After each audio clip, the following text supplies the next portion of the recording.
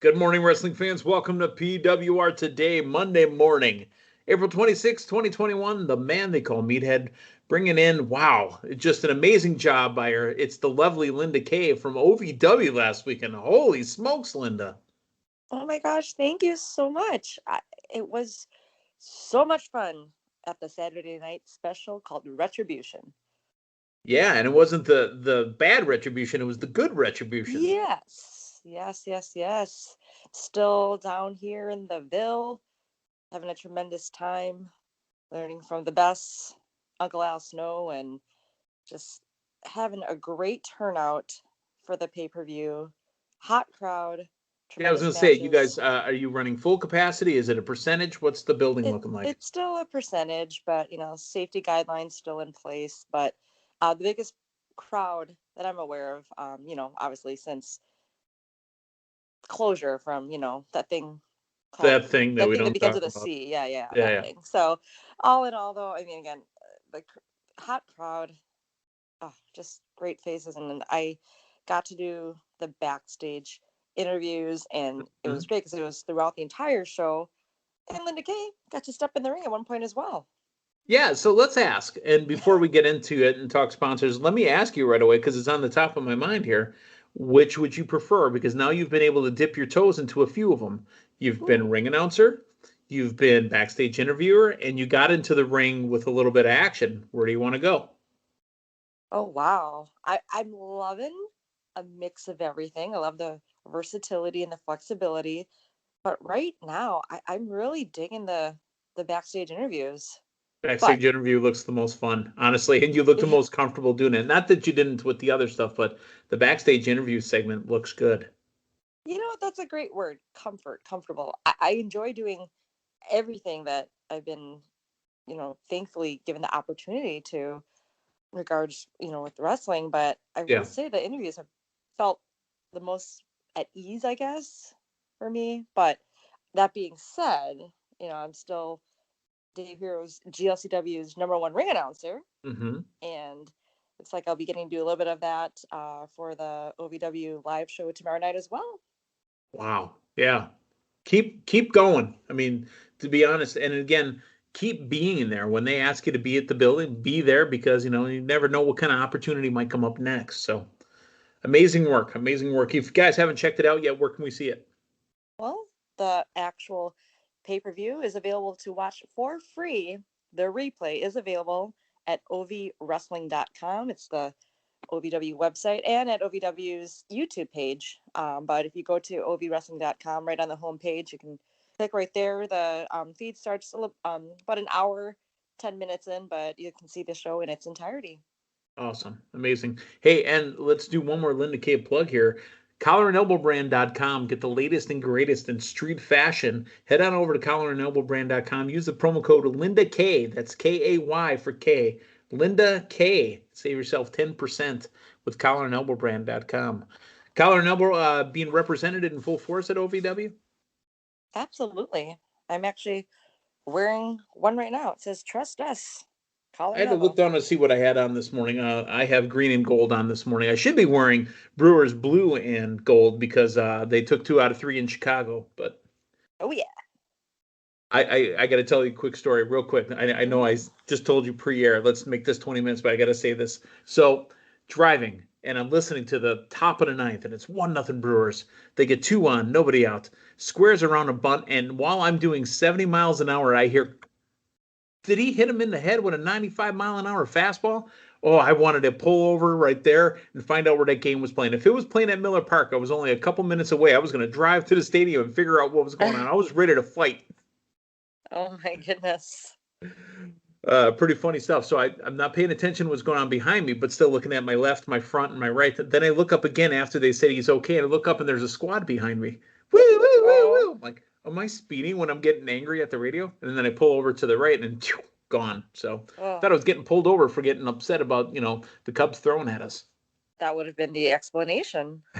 Literally, it would have been. So, all right, let's talk a little wrestling action. Let's talk Friday night first.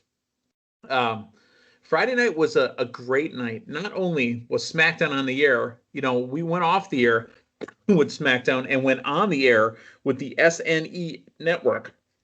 Now, our good friend Drew Baydala and the S&E Network has a SmackDown review show right after it goes off the air with David the Zohan Hero, right? Mhm. I was invited on as part of the PWR SNE kind of crossover to announce the winners of the 2020-2021 PWR Draft. And Linda Kay, did you hear the announcement? I didn't just hear it, but I saw it. And you felt it, right? You Oh felt the yeah. announcement. I've been Oh pounding yeah. this desk for an entire year, leading pillar to post. Now, the accounting firm of Dewey, Chino, and Howe, for some reason, had the numbers kind of goofed up, but I had my man, the fallen angel, Christopher Daniels, chime in, let Andrew Baydala know that his pickup of Edge was negated. He had to hold on to SCU because Christopher Daniels never retired. Your winner of the 2020/21 draft, the man they call Meathead. Ah, good times, Linda Kay. Good times. You saw the program, yes? Did you see the look of just shock and awe on Drew's face?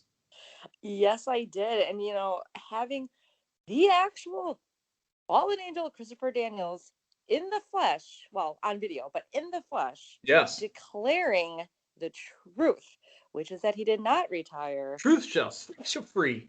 Yeah, that was tremendous. I mean, Absolutely. everyone, you've got to see it. I mean, it wasn't just Christopher Daniels coming on saying, you know what, I actually did not retire. As a matter of fact, I just wrestled this week.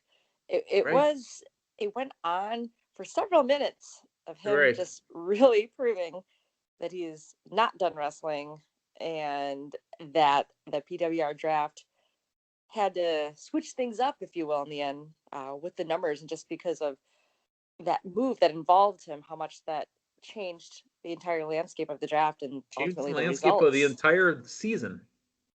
Indeed. Well, we might have another draft coming up this week. It is Monday morning. We are looking towards getting a new draft out there. The details are being finalized. Keep a close eye on the PWR and the SNE Network socials on Twitter, on Facebook. SNE Network, PWR, the Pro Wrestling Report. We're thinking about doing another season. Keep your eyes out. Linda, you've got a year under your belt. What do you think? What's your strategy this year? Well, I'm feeling much better now going in, getting my feet wet within our draft. And last year, I'll be upfront, and I said it to all of you, I was thinking of who had the most camera time, TV time, Yeah. not necessarily thinking beyond that as far as titles and uh, allies and just tag Mm-hmm. teams and whatnot. So I've got some brainstorming up my sleeve, some trickery that There you I go. hope will be Get in your my draft favor. board set up because again, Mm-hmm. this is all the sharks are in the water. They're looking to take me down, Linda. They're looking to take me down. I represent the PWR and I'm the winner of the 2020-2021 draft. Let's talk about SmackDown on Friday night. I mentioned a little bit of it on SNE Network. I got to be completely honest. If they're going to continue to push Cesaro, why does he need to have Daniel Bryan fight for him? And then why does he stand there when Daniel Bryan steals a title match from him? That Daniel Bryan, first he inserts himself in front of Edge or with Edge, however you want to put it, in the title match at WrestleMania. And now he just steps right in front of him. But yet Cesaro was just going along for the ride with it to let Daniel Bryan steal what could potentially be, what was looking to be his come WrestleMania Backlash. However, that title Right. match for the Universal title with Daniel Bryan and Roman Reigns is to take place this week on SmackDown. So, Now, if Daniel Bryan loses, mm-hmm. Daniel Bryan has to leave SmackDown forever. Yeah. But, and I know this was discussed in the post show with S&E last week. Does that necessarily mean that he's banned from all other WWE avenues, or Who if it's for knows? TV, does that mean he can still be on Raw? Does that mean he can still be in NXT? Does that mean he can still show up at WrestleMania Backlash? Right.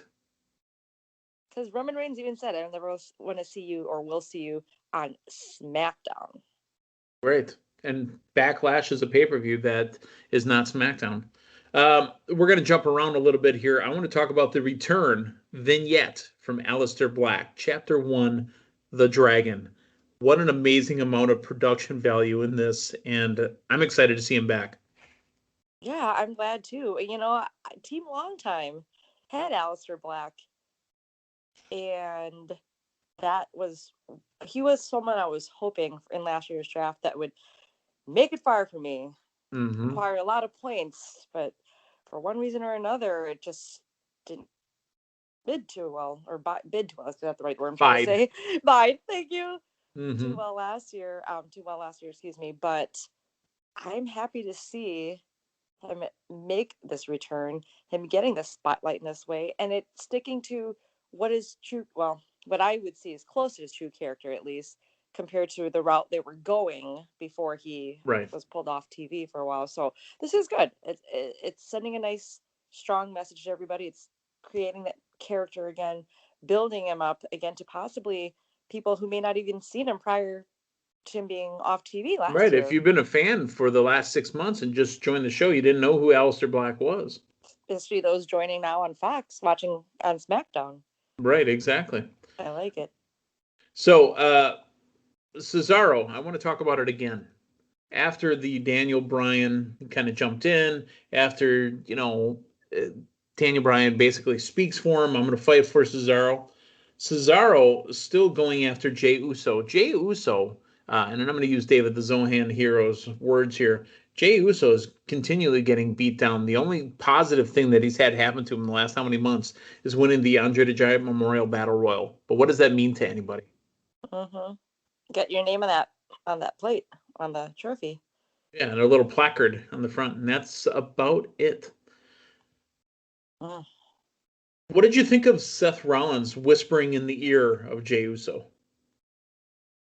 I don't know. It kind of makes it seem like they would be aligning and perhaps taking down Cesaro and Daniel Bryan more, but it was interesting just because Seth Rollins is making his recent return. Yeah. I wouldn't see him necessarily partnering up with anybody. Not saying it's going to be like they're going to be this huge tag team or anything, but exactly interesting. I guess they have somewhat the same goal in mind. It happened again. And I've always been a fan of the women's tag team division. I've enjoyed it. Not to continue to echo what we talked about on Friday, but I mean, it's just common knowledge. Sasha and Bayley, for example, carried some of that TV during the beginning stages of the COVID era with their tag team championship reign. Tamina defeats Nia Jax. The tag team champions on the women's side continue to lose in singles matches. Yeah. I don't know. Well, we got Reginald back. There's the Reggie, yeah. Pat McAfee was kind of excited for Reginald too for some reason. Yeah.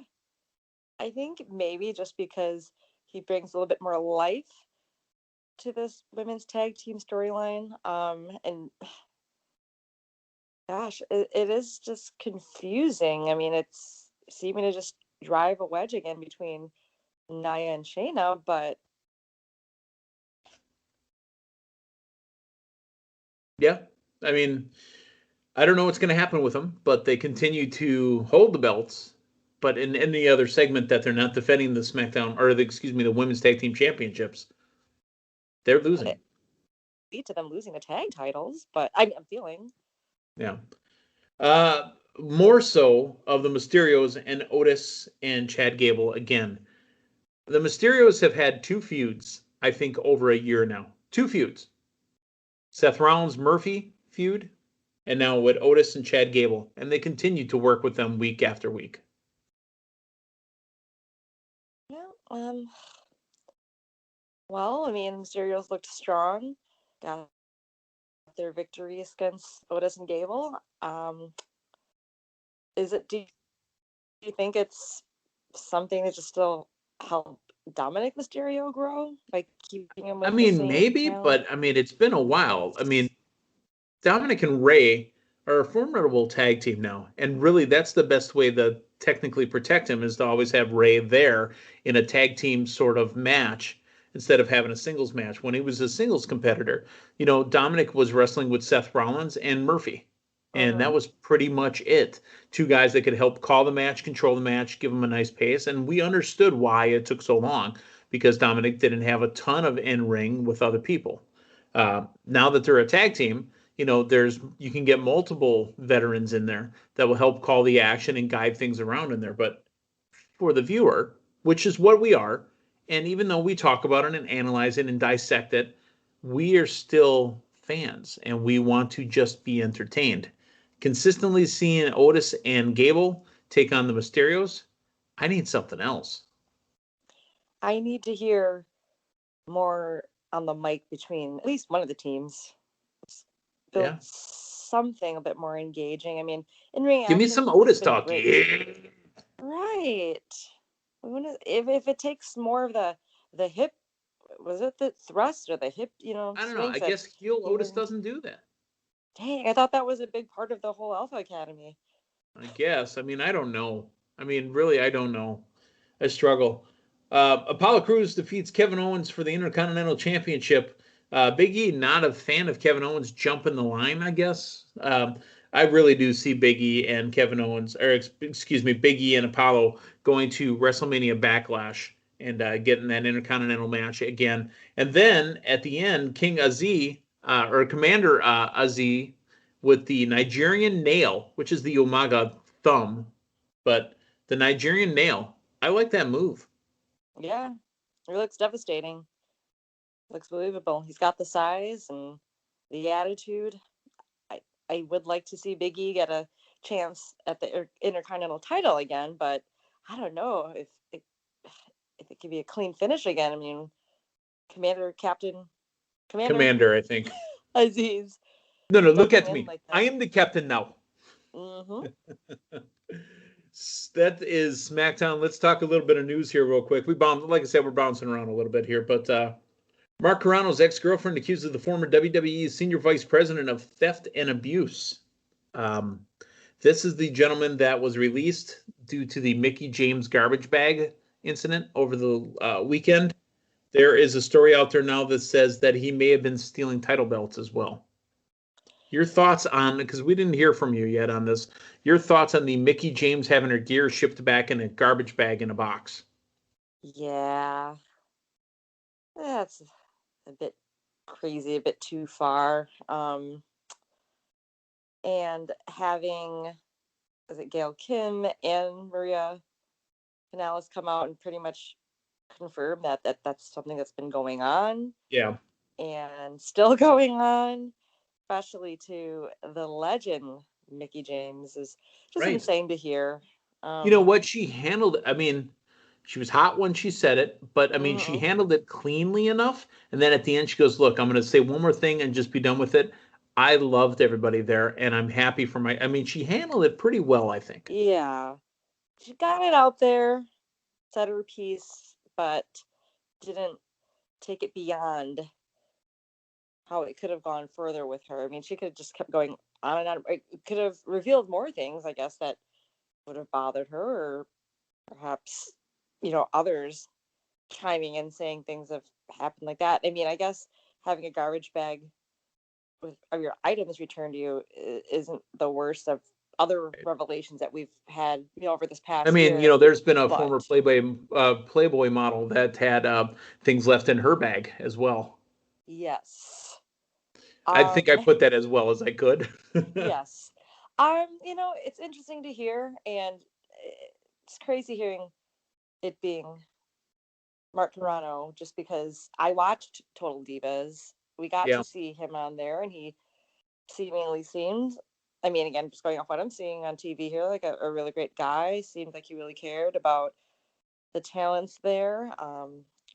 Maybe whether that was for on camera or, I mean, he had a long time with WWE, so it's not like I don't know how bad things got, but it just seems awkward, like just so odd to hear that coming, or seeing the picture as well, Mickie James, and then finding out it being Carrano. And again, me watching Total Divas, I'm just surprised. I mean, not just Carrano, but just something that a company like WWE, who's really done so much to just become in this positive light.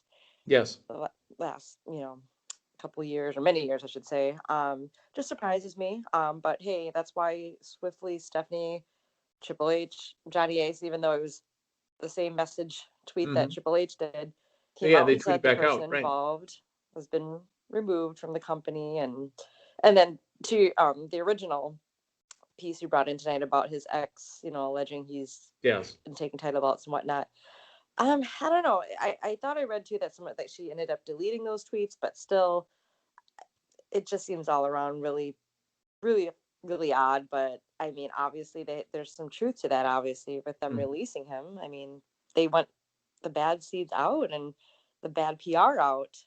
Right. They're just trying to flush it down. One more bit of news, and we're kind of burying the lead here. A big pay-per-view happened over the weekend, not just Retribution, but it was Impact Wrestling's Rebellion. It was a unification match.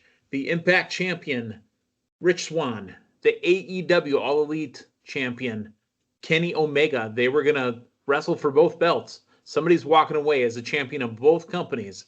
The winner and new champion of Impact Wrestling and AEW, Kenny, by God, Omega. Your thoughts on Kenny Omega taking the Impact Championship, and where does Impact go from here without a champion? Right. Not surprised. Kenny Omega won. I mean, he's just hot right now. And with the power behind him and having Don Callis behind him and the Good Brothers, I mean, there was no denying, at least in my eyes, that he would come through with both titles. And as far as how that would affect Impact, this is perhaps in the time to get some more Impact stars to show up on AEW. It would be my guess. Try to get their title back. Do they bring back the NWA championship and bring back the...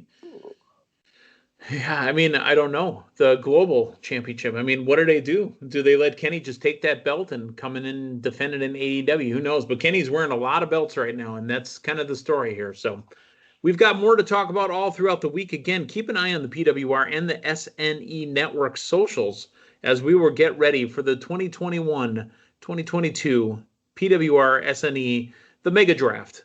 We may be adding somebody in this year. There's talk we go to a sixth member. It could be 10, Linda. It could be 20. Yeah. The man they call Meathead is going to be repeating as champion. Let's just get that out on tape. That's going to be a lot for the accounting firm of Dewey, Cheatham, and Howe to keep track if they're It is. And, I didn't appreciate the slam that David the Octavius, the Zohan hero, had about the accounting firm. They do their job, right? I mean, I know that they have a public school education. They do what they can. Yeah. I'll keep an eye on my phone, my alerts. That's right. Get that chime. Be ready. Here comes Team Long Time, baby. Yeah, let's get it set up. All right. So for Linda Kay, on the man they call Meathead, tomorrow morning we're going to have Matthew Thomas covering for the next few days. And then Linda, I think we will talk Friday morning. All righty. For Linda Kay, man they call Meathead. Hey, thanks for stopping by. So long, everyone.